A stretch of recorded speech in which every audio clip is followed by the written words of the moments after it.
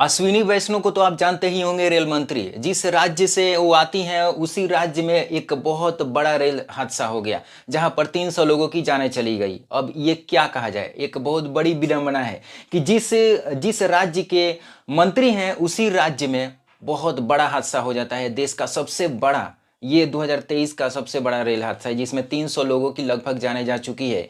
ये आंकड़ा दिन प्रतिदिन घंटे दर घंटे बढ़ते ही जा रहा है और इस कदर मतलब की घटना हुई है कि क्या ही बात किया जाए।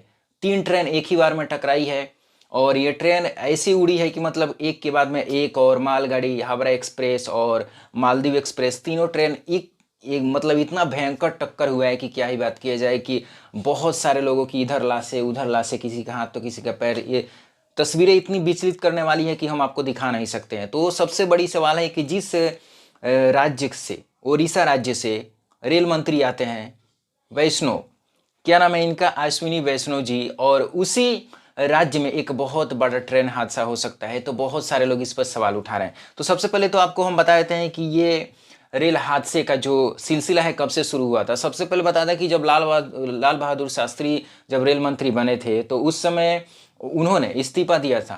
जब उनके रहते हुए 182 लोगों की ट्रेन हादसे में मौत हो गई थी तो उन्होंने इस्तीफा दे दिया। और बहुत सारे लोग इस पे सवाल उठा रहे हैं कि क्या अश्विनी वैष्णव जी भी इस्तीफा देंगी, क्योंकि इसके पहले भी मुख्यमंत्री नीतीश कुमार ने भी रेल मंत्री रहते हुए जब 290 लोगों की मौत हो गई थी तो उन्होंने भी इस्तीफा दे दिया था। तो बहुत सारे लोग सवाल उठा रहे हैं कि अश्विनी वैष्णव जी आप इस्तीफा दीजिए। बहुत सारे विपक्षी लोगों का सवाल है, लेकिन यहाँ पर सबसे बात कर लेते हैं कि जो नैतिक इस्तीफा होता है, कोई भी रेल मंत्री हो या फिर नेता हो जिसके समक्ष है उसके कार्यकाल में अगर ऐसी कोई घटना होती है तो इस्तीफा दे सकता है और शोक व्यक्त करने का एक सिंपल सा फंडा है और अपने देश में चलता ही आ रहा है। और 300 लोगों की लगभग जाने जा चुकी है और ये हादसा उड़ीसा में हुआ। सबसे पहले हम आपको बता दें कि जो बालेश्वर लगभग एक जगह का नाम है जहाँ पे गुरुमंडल एक्सप्रेस है जिसका नंबर है 12841, और ये एक्सप्रेस इतनी फास्ट थी कि आपको, ये लगभग रात को घटना हुई है और उस समय सामने से एक मालगाड़ी आ रही थी तो मालगाड़ी से टक्कर हुई। तो मालगाड़ी को जैसे ही टक्कर हुई तो 2-3 बोगी मतलब कि चीरते फाड़ते उस पार हो गई और ठीक बाजू में आ रही थी एक और गाड़ी जिसका नाम था हावड़ा बेंगलुरु एक्सप्रेस। तो ये जब एक टकराव होता है मालगाड़ी के ऊपर तो उसमें भी हावड़ा बेंगलुरु जो एक्सप्रेस है जो साइड में थी मतलब बोर्ड, उसका जो डब्बा होता है ना ट्रेन का, इधर उधर पटरी से इधर हो गया, दाएं हो गया तो कोई बाएं हो गया, कोई ऊपर हो गया, कोई मतलब कि जैसे आप हॉलीवुड पिक्चर में देखे हैं ना, एकदम बूम करता है, बिल्कुल वैसा ही मतलब पूरा छिटा गया था। जिस प्रकार से वहाँ पे तस्वीरें सामने आ रही है, कोई तो लाइव कैमरा एक्शन में कोई देखा नहीं है कि कैसे हादसा हुआ है, क्योंकि जिस प्रकार से घटना हुई है, लेकिन जिस प्रकार से वहाँ पे घटना दिखाई दे रहा है लग रहा है वैसा ही कि कोई बॉलीवुड का या फिर हॉलीवुड का शूटिंग था। जिस प्रकार से मतलब एकदम तितिर बितिर हो गया डब्बा, इंजन का तो कोई था पता नहीं है कि किधर गया, कितने सारे लोग उसमें मारे गए हैं और ये गिनती बढ़ती ही जा रही है।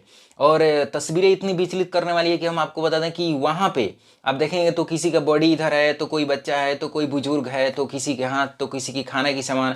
लगभग ये खाने पीने के 7 बजे का समय था, लोग नाश्ते के लिए, सब लोग ट्रेन में कहीं जाते हैं तो सफ़र के दौरान तो नाश्ता निकालते हैं कि चलो नाश्ता कर लिया जाए। लेकिन नाइट में क्या हुआ कि 7, 8, 9, 10 बजे के करीब में जो ये घटना आई ना, सब किसी के मोबाइल में नोटिफिकेशन आया, सामने आया न्यूज़ पे, तो सबकी आंखों में नम आ गई। बहुत सारे जो लोग थे अपने आप के, अपने कोई, किसी ने अपने माँ को खो दिया, किसी को भाई को खो दिया, किसी को अपने बीवी को खो दिया, सबने अपने कुछ ना कुछ खोया है जिस प्रकार से वो घटना हुई है।